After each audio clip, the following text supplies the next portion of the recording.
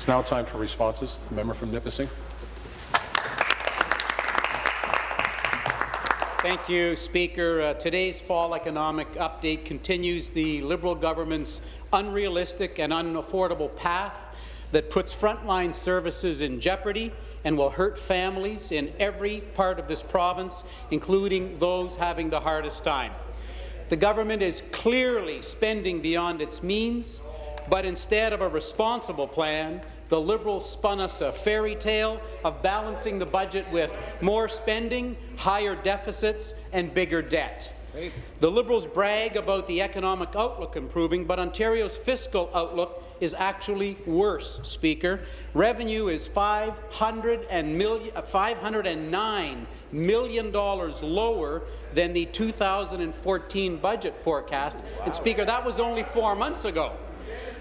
Most troubling is the fact that our GDP growth is down to 1.9%, even though it was forecasted at 2.1%, again, only 4 months ago, Speaker. These are major changes in only a few months.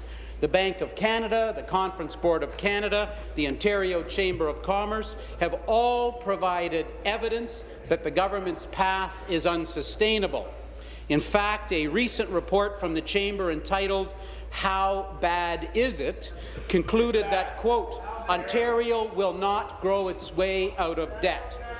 That's not all the Chamber had to say, and in fact, much of it flies in the face of what the minister just said. These are quotes from the Ontario Chamber. Ontario's fiscal situation is becoming increasingly dire. Quote, we are likely to reach a state of crisis unless the province cuts spending and changes the way it does business. Quote, it makes a clear sense for urgency. Quote, government must fundamentally change the way it does business in many program areas. And quote, increased interest payments on debt will further crowd out government's capacity to spend on programs and services valued by Ontarians, such as health care, education, and transportation. So here, Speaker, is exactly what that means to families and seniors across Ontario. Here's what a 12.5 deficit means. The ONA has announced that 1,600 nursing jobs are cut. Diabetes testing strips in Ontario cut. Physiotherapy for seniors in Ontario, cut. Cataract surgeries in Ontario, cut. That's the Premier's dirty little secret she doesn't want Ontarians to know. Today, under her watch, healthcare jobs and services are being cut every single day, Speaker. Perhaps the most disgraceful thing about the situation we find ourselves in is the Liberals are always trying to blame someone else for not getting their own house in order.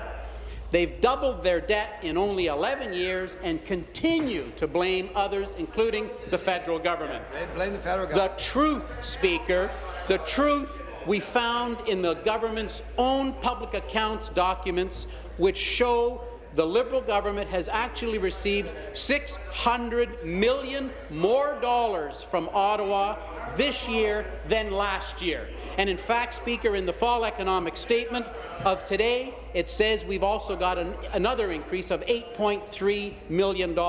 So it's not a $600 million deficit, it's $600 million more from the federal government that this government has not told us about. Wow. The federal government is balancing its budget while at the same time providing tax relief to Ontario. The Ontario Liberals' appetite for wasteful and self-interested spending has left us with a deficit larger than all other provinces combined, and they need to take responsibility, Speaker, for their bad decisions.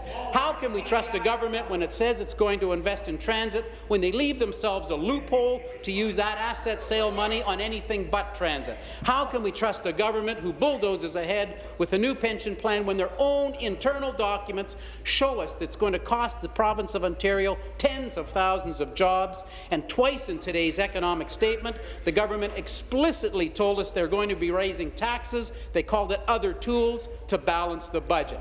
In closing, this government would do well to heed the advice of the Chamber of Commerce.